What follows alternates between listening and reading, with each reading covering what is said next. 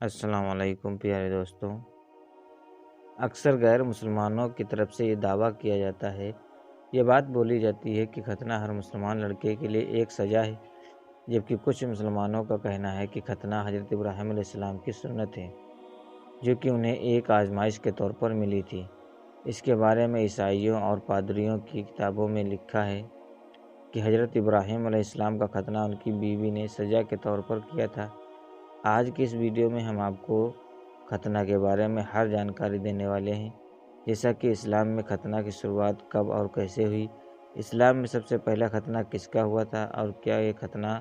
مسلمان لڑکوں کے لیے ایک سزا ہے۔ ان سب سوالوں کے جواب ہم آپ کو اس ویڈیو میں دینے والے ہیں،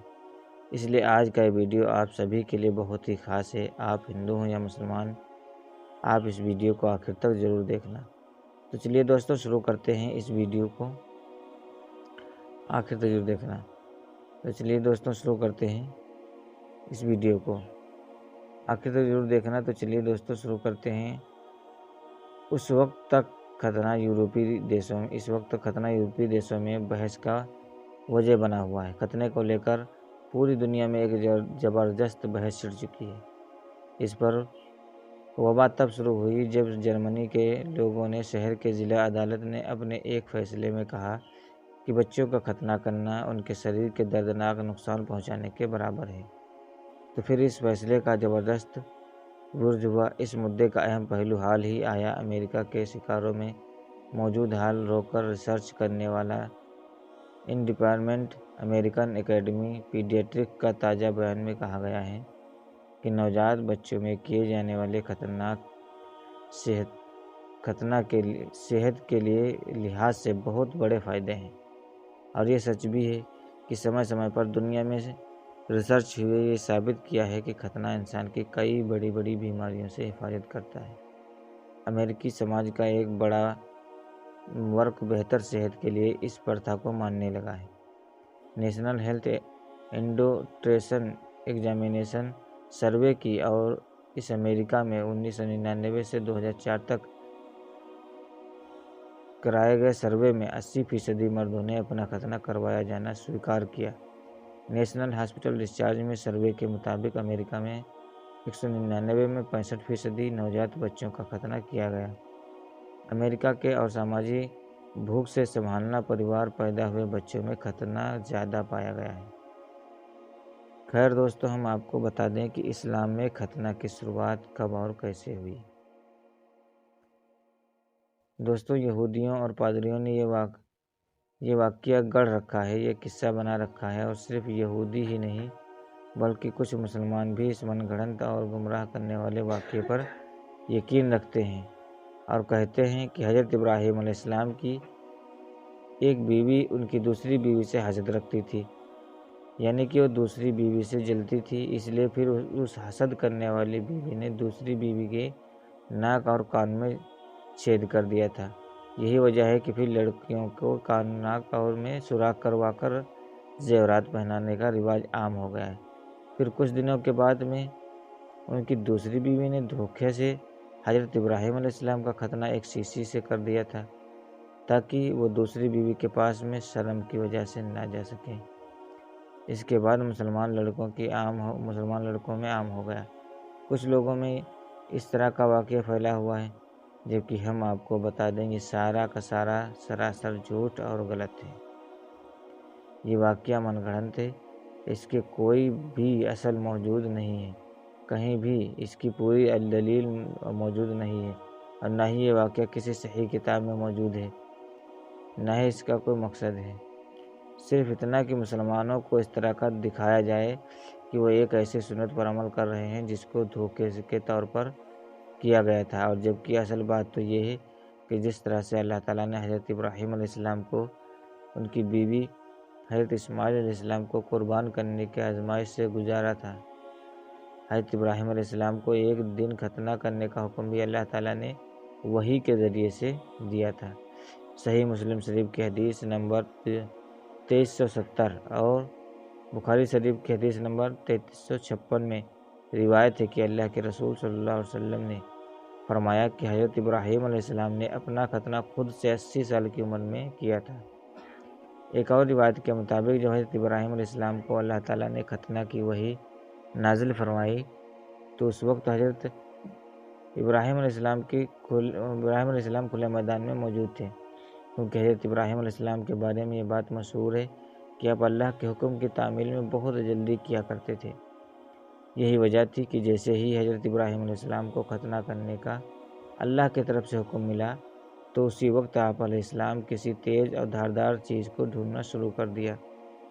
جو کہ ان کو نہ ملی۔ کافی دیر ڈھونڈنے کے بعد میں آپ کو ایک ٹوٹا ہوا شیشہ ملا، پھر اسی سے آپ نے اپنے آپ کو خود کا ختنہ کر کے اللہ پاک کے حکم کی تعمیل فرمائی۔ بعض منکرین حدیثوں نے اس حدیث پر بھی اعتراض کیا ہے، جبکہ ان کی حماقت کی دلیل یہ ہے کہ جب ایک انسان اپنے ہی ہاتھوں سے اپنے خودکشی کر سکتا ہے، خود اپنے ہی ہاتھوں سے اپنے گھروں کو کاٹ سکتا ہے، تو پھر کسی شیشے سے یا پھر کسی دھاردار چیز سے خود اپنا ختنہ کر لینا کون سی بڑی بات ہے؟ اور 80 سال کی عمر میں ختنہ کرنے پر اعتراض کرنا بھی غلط اور حماقت ہے، کیونکہ حضرت ابراہیم علیہ السلام کو جب حکم الہی ہوا تو اسی وقت اللہ کے حکم کی تعمیل کی۔ دوستوں، اس سے یہ بات صاف ہو جاتی ہے کہ حضرت ابراہیم علیہ السلام اور ان کی بیویوں کو لے کر جو باتیں گڑھی ہوئی ہیں، یہ کہ ایک بیوی کا دوسری بیوی کا ناک کاٹ لینا، پھر دوسری بیوی کا ختنہ کر دینا، یہ ساری باتیں جھوٹی اور منگڑنت ہیں۔ ختنہ کرنے کی باقاعدہ سنت تو حضرت ابراہیم علیہ السلام ہے، یعنی کہ اسلام کے طور سے ہوئی ہے، یعنی کہ سب سے پہلے اللہ کے حکم پر حضرت ابراہیم علیہ السلام نے اپنا ختنہ خود کیا۔ اس کے بعد آپ نے اپنے پیارے بیٹے حضرت ابراہیم علیہ السلام کا ختنہ 13 سال کی عمر میں فرمایا تھا۔ صحیح بخاری اور صحیح مسلم کی حدیث ہے، ابو ہریرہ رضی اللہ تعالیٰ عنہ نے فرمایا ہے، میں نے پیغمبر صلی اللہ علیہ وسلم کو یہ فرماتے ہوئے سنا، فطرہ 5 چیزیں ہیں، یہ 5 چیزیں فطرہ کا حصہ ہیں۔ نمبر 1 ختنہ، نمبر 2 ناف کے نیچے کے بال کاٹنا، نمبر 3 مونچھیں صاف کرنا، نمبر 4 ناخن کاٹنا، اور آخری بغل کے بال اکھاڑنا۔ علامہ عسقلانی لکھتے ہیں کہ سب سے پہلے ختنہ کرنے والے انسان حضرت ابراہیم علیہ السلام ہیں، جنہوں نے خود شیشے سے اللہ کے حکم کی تعمیل کی اور اپنا ختنہ کیا۔ اس کے بعد 13 سال کی عمر میں آپ نے اپنے بیٹے حضرت اسماعیل علیہ السلام کا ختنہ کیا تھا۔ سب سے پہلے حضرت ابراہیم علیہ السلام نے اپنے ہاتھوں سے ہی ہو گیا، یہاں تک کہ پھر مکہ میں رسول اللہ صلی اللہ علیہ وسلم کی آمد ہوئی تو آپ صلی اللہ علیہ وسلم نے بھی اس سنت پر اپنی برقرار رکھا اور ختنہ تو اسلام کا ایک اہم حصہ بنا دیا۔ تو دوستوں، اسی طرح سے دیکھا جائے تو مسلمان مذہب کے لوگ اس احکامات کی تعمیل کرتے ہیں، صدیوں سے اپنے بچوں کے ختنہ کرتے آ رہے ہیں، لیکن مغربی لوگ صدیوں سے اس پر سوال اٹھاتے رہے، لیکن اب تو جدید سائنس کی تحقیقات آنے کے بعد میں ایسے لوگ بھی ختنہ کی اہمیت کو ماننے پر مجبور ہو گئے ہیں۔ سائنسدانوں کی اس تحقیق کے مکمل ہونے کے طور پر بھی اچانک مغربی لوگوں کو ختنہ کی اہمیت کا اس قدر احساس ہوا کہ امریکہ کے صف اول کا ادارہ برائے صحت US سے صرف اور ڈیزیز کنٹرول نے دسمبر میں ایک بیان جاری کیا تھا جس میں ہر لڑکے کے لیے ختنہ کرنا لازم قرار دیا تھا۔ اس ادارے نے تحقیق کے بعد میں بتایا کہ ختنہ بچوں کو پیشاب کی نلی کے انفیکشن، جنسی بیماریوں اور کینسر کے خطروں سے محفوظ رکھتا ہے۔ کہ ختنہ نہ کرنے کی صورت تھی، مرد میں پڑی ہوئی جلد جیسے ختنہ کرتے وقت کاٹ دیا جاتا ہے۔ اگر ختنہ نہ کیا گیا تو اس میں بیکٹیریا اور کئی طرح کے خطرناک جراثیم جمع ہو جاتے ہیں جو کئی طرح کی بیماریوں کا باعث بنتے ہیں، یعنی کہ جن کی وجہ سے پھر انسان کو کئی طرح کی بیماریاں ہونے کا خطرہ بن جاتا ہے، جبکہ کئی بار اس جلد کی وجہ سے زخم بھی بن جاتے ہیں، جس کی وجہ سے پھر کئی طرح کا خطرناک جراثیم جسم کے اندر پہنچ جاتے ہیں، جس کی وجہ سے پھر کئی طرح کے خوفناک بیماریاں پیدا ہونے کا خطرہ پڑ جاتا ہے۔ اس کے علاوہ اس ادارہ نے ایک اہم بات یہ بھی بتائی کہ جن مردوں کے ختنے نہیں ہوتے ہیں،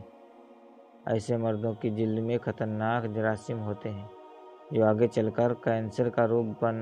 بن لیتے ہیں۔ پھر جب ایسے لوگ اپنی شریک حیات یعنی کہ اپنی بیوی کے ساتھ صحبت کرتے ہیں تو پھر وہ خطرناک جراثیم ان کے جسم کے اندر پہنچ جاتے ہیں،